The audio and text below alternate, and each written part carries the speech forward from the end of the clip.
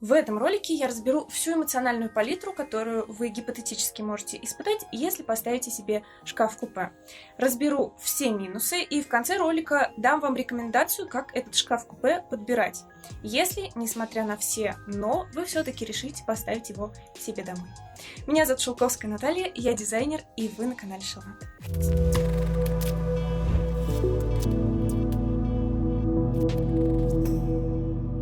Всю свою юность я делила свою детскую комнату с огромным шкафом-купе. Это был такой шкаф из сосны с антресолью, 3 дверцами, одна из которых была зеркальной. И сказать, что я не любила этот шкаф, это, наверное, ничего не сказать. Я его прямо-таки ненавидела. И во многом из-за того, что он открывался на 1/3. И мне приходилось каждый раз, когда я собиралась в школу, играть в эти пятнашки и бегать вокруг этого шкафа в поисках вещей.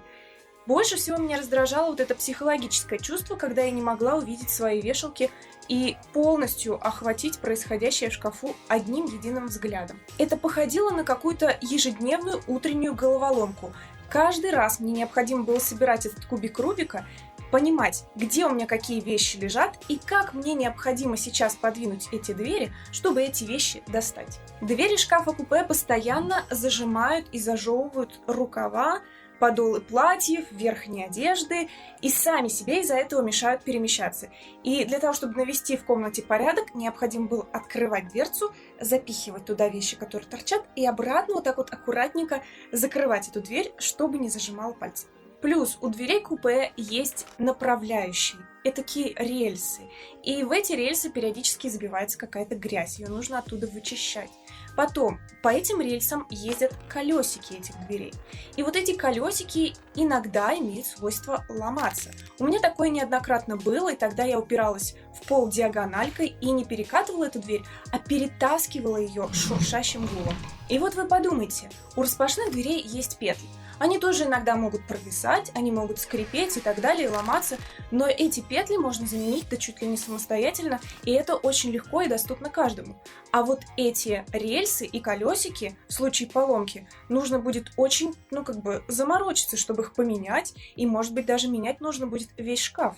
Еще один минус шкафов-купе – это то, что двери у них расположены не в одной плоскости, а в двух. И некоторые из вас скажут, что это за минус, это вообще не минус какой-то. И я вас понимаю, в принципе, для большинства это не минус. Но для дизайнера, который привык мыслить об интерьере как о монолитном и полностью продуманном до всяких деталей пространстве, это минус. Вот такая динамика дверей, динамика плоскостей – это минус.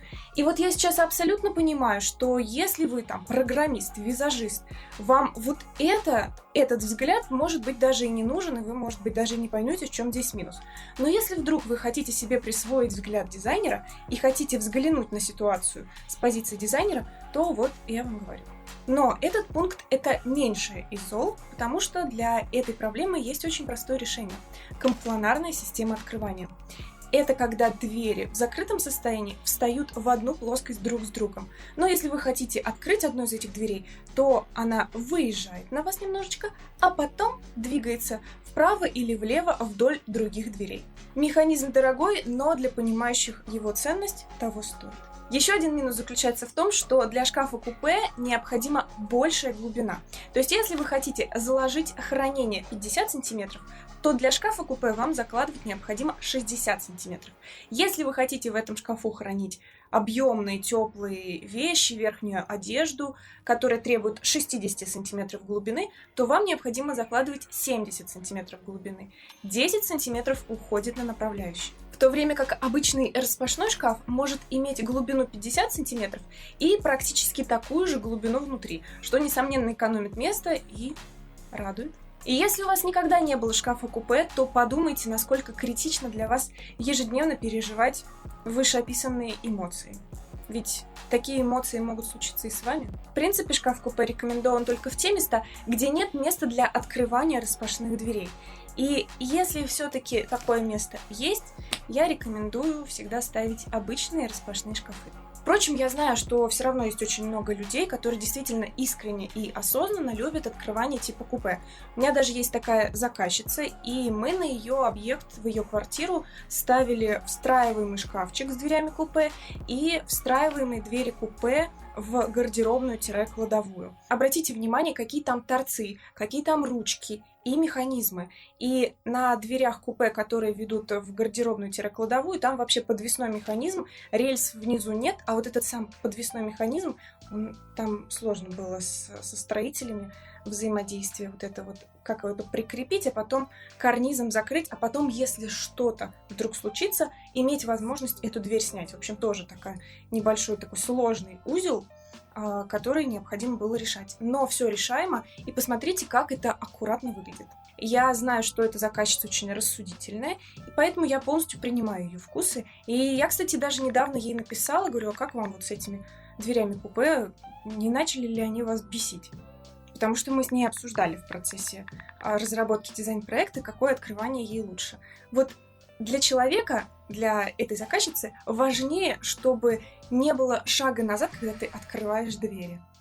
Так что смотрите, в принципе, приобретая шкаф-купе, вы можете пережить такие же эмоции, какие были у меня, а можете радоваться так же, как радуется моя заказчица, которая живет с этими дверями уже года, наверное, 3. Теперь переходим к главному. Дизайн шкафа-купе. От одного этого словосочетания уже можно вздрогнуть. Лучший внешний облик шкафа-купе – это когда он максимально мимикрирует под стену. Ведь шкаф – это совершенно не то, чем стоит гордиться. Да, в принципе, гордиться ничем не стоит, а уж тем более гордиться или стыдиться той мебелью, которую вы ставите себе домой. Это не вы и не ваша личность. Относитесь к ним спокойно. Не надо стараться делать интересненький дизайн только для того, чтобы он вас развлекал. Шкаф – это совершенно не то, на чем стоит акцентировать внимание. Поверьте, фотопечать из стразы – это не весело.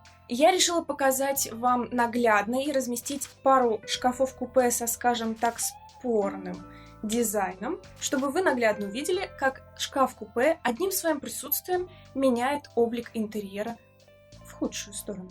Вот это те модели, от которых в первую очередь стоит отталкиваться при выборе шкафа-купе.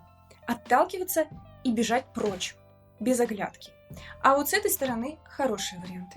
Хорошие варианты от плохих отличает то, что они не стремятся выделиться в первую очередь. Они не перетягивают на себя лишнего внимания и не перетаскивают одеяло на себя. Есть маленькая, деликатная вероятность, что если вы сделали свой шкаф-купе каким-то интересненьким, то ваш интерьер от этого интереснее не стал. И поверьте, вот эти все кучерявые завитушки вы будете видеть только 2-3 недели. Первый, после ремонта. А потом вы их вообще не будете замечать. Поэтому, когда вы обращаете внимание на шкафы-купе и выбираете для него дизайн, то смотрите, чтобы он в первую очередь вписывался в общую концепцию интерьера, а не был самобытен сам по себе. Кстати, подробнее о сочетании предметов и материалов в интерьере я уже записывала ролик, можете с ним ознакомиться. А теперь мне очень интересно узнать, что же вы думаете о шкафах-купе. Напишите, пожалуйста, внизу в комментариях, я почитаю, ставьте лайк и подписывайтесь на канал, если еще этого не сделали. До новых встреч, всем дизайн!